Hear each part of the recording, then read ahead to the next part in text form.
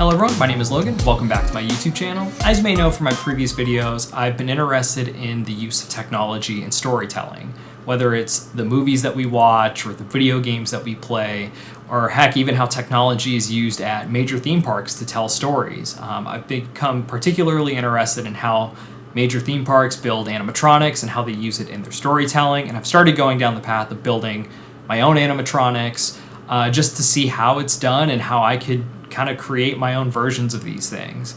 In my previous video, I ended up getting a kit from a company called Bottango, and it was a Maxwell kit, which is an animatronic bird. I went through the process, built it. I've been playing around for the last few months of programming it using Bottango, but I really wanted to expand out my skill set and maybe try to use a different animatronic with Bottango.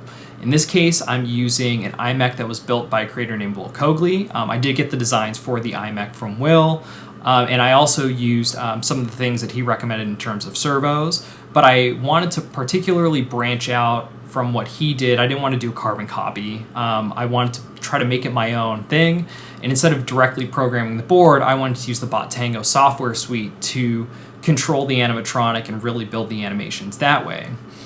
The other thing that I wanted to do was to take it off of, I guess, being hooked into a computer. I mean, it's still hooked into a computer, but I wanted to be able to control the animatronic remotely so that I didn't necessarily have to go up to my computer to be able to control the animatronic. So I ended up building a cross-platform application that integrates with Bottango. So I kind of wanted to go through this whole build process, show off what I did, and then for the actual building of the cross-platform application, I won't be showing exactly how I did it here, but I will be showing off on the Ionic YouTube channel. As you may know, I'm a developer advocate for Ionic, so I used Capacitor in order to build this cross-platform application that integrates with Bottango to control my animatronics. So I'll be doing a walkthrough of that process on that channel, but I just want to show you guys how I did it, the process, and I hope you enjoy it. Okay, so the first thing we got to do is actually print out the pieces from Will. The good part is it's pretty straightforward, should only take a couple of hours of printing, but I am going to break it up into two separate pieces, or two separate areas of 3D printing. So for the structural components and things that are going to hold the motors, I'm going to do FDM printer with standard PLA. I have an Elegoo Neptune 4 Max, so that's a much faster printer, so I'm using the Rapid Plus PLA from Elegoo, which I'll probably show off here. And then for the second part of the print, I'm actually going to be doing the eyelids and the eyes themselves in resin. And the reason why I'm going to do it in resin is because resin is a lot smoother than PLA when it gets printed off, and it's also a lot easier to sand. With that being said, if you just have resin or if you just have an FDM printer, feel free to do it however you want to do it. You just got to make sure that if you're using PLA that you sand the pieces, because there's going to be a lot of like rubbing of components and you don't want to wear out your motors. But let's go ahead and jump into it.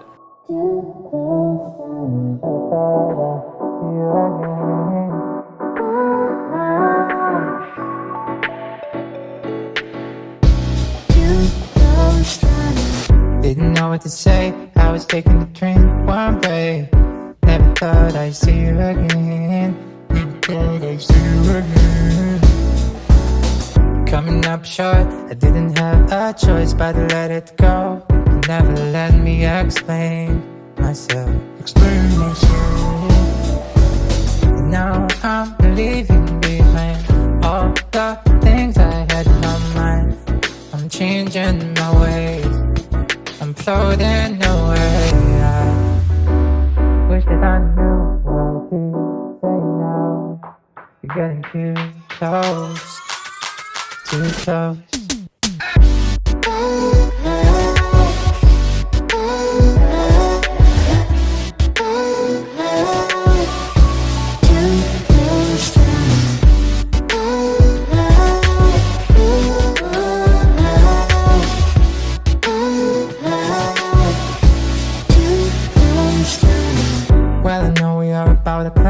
Don't you worry, cause we still got a chance. Baby, don't lose your faith. Okay, so we got the 3D prints pretty much done, configured. I ended up just putting it together kind of off camera because I didn't know how much I can contribute to the conversation of putting these two together. But basically I used M2, M3, M4 screws of varying sizes. Just use what works. As you can see, like I don't exactly have like the perfect screw size. I don't know if that's going to focus properly, but you can tell these screws on the sides are too big. I just screwed them in enough so that it holds everything in place. As for the servos, there's 6 different servo motors that are placed in here. I think I used M2 screws for those, pretty small ones, and then just connected everything together. Hopefully you can kind of see where everything fits. As you can see, the eyes and the eyelids were done with resin. I did that very much so on purpose, just because with these types of iMechs, it's easy for FDM prints to get caught on, so you have to kind of clean them up if you're using FDM. But I found out that with resin, I didn't have to do as much cleanup to make these work. You can see I do have them connected to the board. I've been kind of testing some different programs from Bottango, or well, within Bottango. But what I would recommend is, if you're trying to put this iMech together, is to put it together in Bottango first, like actually do kind of the setup and the movements in Bottango before putting it on the board. Because when you do it, these eyes are going to readjust, and if the servos are in the right position, you can break pieces off. I didn't have an instance of that, but you know, obviously I went through the documentation of Bottango, and that's kind of what I believe was recommended. So I didn't hook anything up until, actually I should rephrase that. I did hook up the servo motors to the board, but I didn't actually hook up the pieces. So like, see this arm right here? I kept this separate from the motor and plugged in the motor so that it would set into its actual position, and then I can reset the positioning before I connected it to the actual eyelid. And that helped with like actually from breaking any of the pieces in the iMech itself. Now, as for the actual servo motors that I used the ones that Will recommended in his video, this Smaza micro servo 9 grams, S51, whatever these are. You can get these on Amazon. To be honest, these are really cheap servos. Don't be surprised if you burn them out in this project. The servos on this, as I was playing around with them, sound horrible. It sounds like they were burning out already. But, you know, this is just a project to test out. I have higher end servos coming, not for this project, but for the next video and the next project that's coming up. But yeah, this is what I did. This is how it looks put together, and the servos that I used, and kind of the reasoning behind what I printed with. Oh, and then for these, I should clarify, I used FDM for everything but the eyelids and the eyes. And the reason is because FDM prints tend to be stronger than resin in most cases. And I figured that, hey, since I'm doing arms and mobile things like that, it'd make more sense to do FDM for those and anything that didn't need to be smooth. But as you can see, everything looks pretty good. So let's bring this into Bottango and show off how to use that software with the iMech. Okay, so now that we have the animatronic built, I kind of wanted to show you what I did in Bottango and kind of how I configured everything for this iMech. Here we go. So as you can see, I kind of have several things set up on the screen. I have me, so you can see exactly what I'm doing. I have the animatronic open with the Bottango software. So that's essentially all set up in there, and I'll walk through exactly what that is. And then the bottom right-hand corner, you'll see the animatronic itself. And I'm gonna be showing off the animations as I'm kind of going through it. But first things first, as you can see, here I have loaded in all the STL files from Will's designed animatronic. And the cool part is that you can import all this into Bottango. So in the top left-hand corner, you'll see an import section, and you can actually import the STL models and set them up. I did this one at a time just to make life easier for me. So I started off with the more structural components of the build. I didn't need to put in the base or anything like that. That's really not necessary. I just wanted to focus on the moving parts. So I started off with the more structural components. So in this case, like top lid link right, that would be this piece right here. Once I imported that, I started kind of working more forwards, and anything that piece would essentially be driving, if that makes sense. the way I thought about it, it was a hierarchy. So obviously this piece impacts all of the movements later on down the chain of the animation. So that's why I made it the top.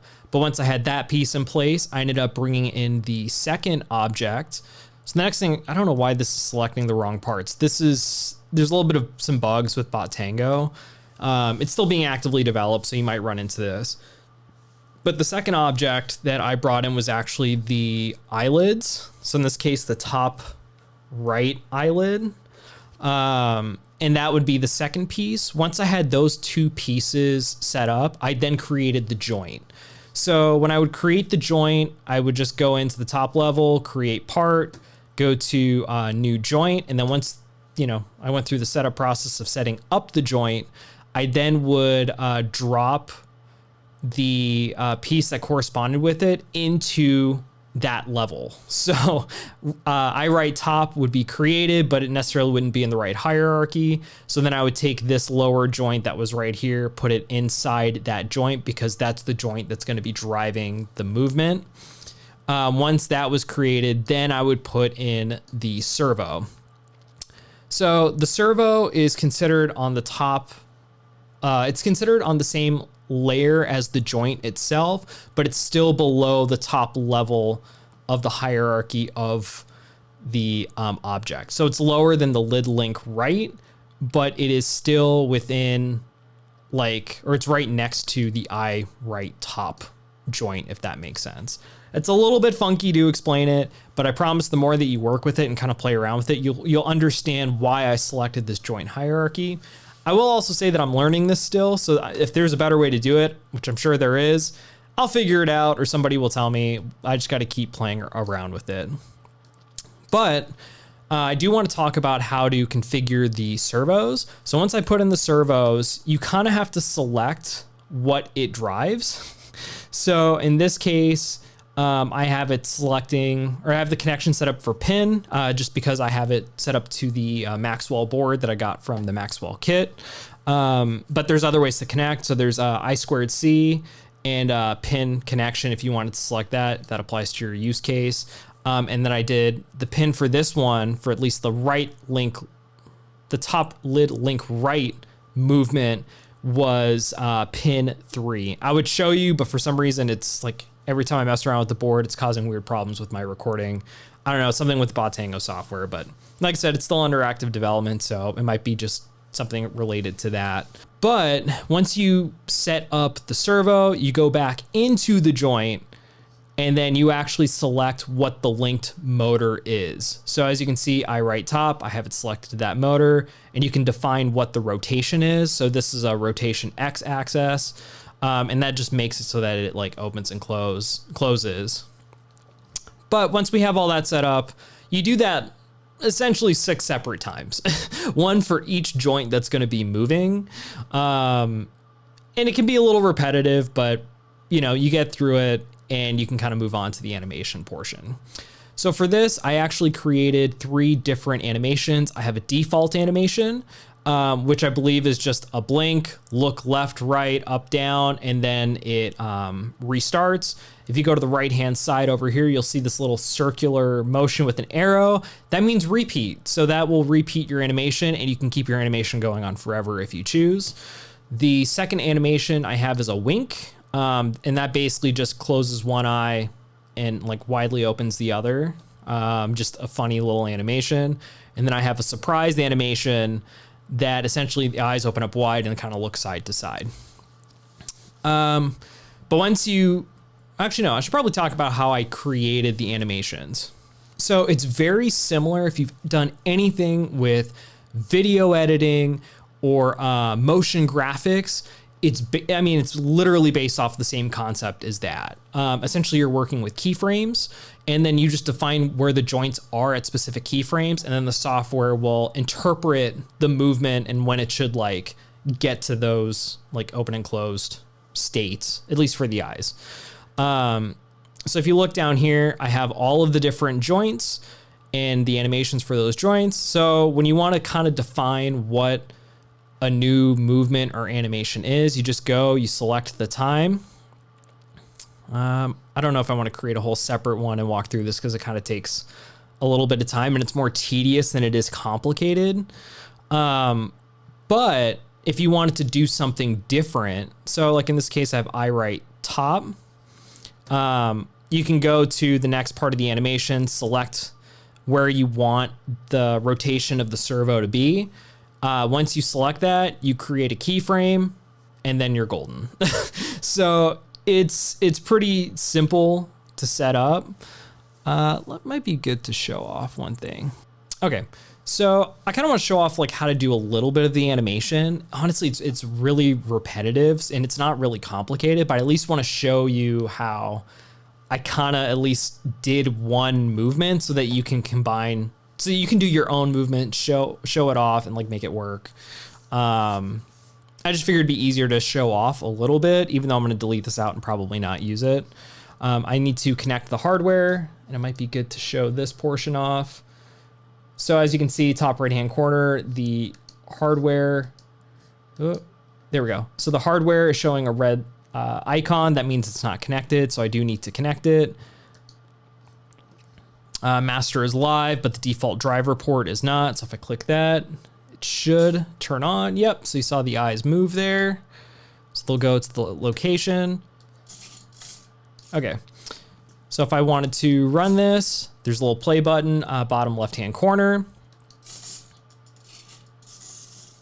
There we go, and that runs it. So now if I wanted to add on to this animation, if you look at this state right here, this is back to default. So if I wanted to do something with, let's say the right eye, let's maybe do 0.5, maybe 0.6. There it is. So as you saw, it actually put in, actually no, we'll do something a little more extreme so you can actually see it a little bit better. The thing you gotta watch out for is you don't wanna over rotate your servos and like break your link, because that will cause some pretty funky issues. And then of course for this, well, that's 0.47. So we'll kind of go maybe here and then do 0.47. 47. There we go. So now if we play this, watch that, I guess on your screen it would be the left-hand side, but it's the right eye. So it goes through that default, opens. So I don't know if you caught it, it kind of went through a little bit fast, but we essentially, that's how you do one animation. Really, really straightforward. You just define what the rotation of the servo is and at what time, and then the software figures it out for you. If this is not exactly what you want, or the movement doesn't look right and you want to maybe like smooth it out, because you know these are characters, so you want the movement to look natural, and natural movement is not typically like open close. There's like a natural progression of like how your eyes and eyelids move. You can actually smooth that out with graphs. So as you can see here, there's a graph animation that shows like, okay, this is how the movement goes. I've not played around with this too much. I'm gonna be doing probably some more stuff on it later, but overall you can smooth out the animations this way. There's documentation on how to do that. And if you want to do that, check out the docs. And hopefully I'll be making some videos on this a little bit soon, or in the near future. But let's walk through some of these other animations. So that was the default. We can flip it to wink. I'll show off the wink animation. There's winking. I know it doesn't look very good, and this one I have on a repeat. And you know, these aren't super complicated animations. They're pretty straightforward. And then there's surprised. Open, look side to side, and then close. And that's that. The software is actually really easy to use. I don't think it's crazy complicated. There is kind of a specific mindset that you have to get into when using it. But one challenge that I did come across with this software, there is a couple of bugs. It's being worked on, you know, and it happens. It's under active development. But overall, like, I think it's a great software. I think it's made leaps and bounds, like with the creation of animatronics. It makes it a lot easier. And then the other thing is that I'm running into right now is that I have to be connected to my computer right now. So I have to hit the play button on my Mac. I don't really like that. I want to be able to run the animatronic away from the computer, or at least not have to click my mouse. I know there's ways to download the animations onto the board itself. I don't know if I'm going to go that route just because there's limitations with memory and that sort of thing. So I'm going to see if I can create an application that actually interfaces with Bottango. I found out Bottango actually has an API. So I'm going to create that application. I'm not going to show that process here. I will show you the finished result, but I'm actually going to be doing a video on the code and what I did for that process on the Ionic YouTube channel. For those of you who don't know, I'm a developer advocate for Ionic, and I'm going to be using the capacitor. I'm going to be using Capacitor to actually create a cross-platform application that can run on web or mobile for these animations for my animatronics. So I'll be walking through the code, showing off the process on the Ionic YouTube channel. If you want to check it out, I highly suggest you do. But in any case, I'm going to be making all the code available for that. And I'm going to be trying to push this to the app stores. Hopefully it won't be too much of a process with Apple and Google, but you know, we'll see. Just so then you can download this if you want to experiment with it yourself and run it, you know, the application on your phone versus then having to build it. That's a little bit of a pain in the butt, especially if you're not a developer. But let me go ahead and get to coding and I'll show you the finished product.